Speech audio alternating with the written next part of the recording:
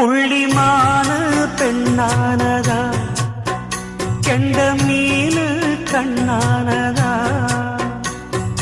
பூ முடிச்சு பொட்டு வச்சு புன்னகையில் தேன் தெளிச்சு பக்கம் ஒரு சொர்க்கம் வருதா.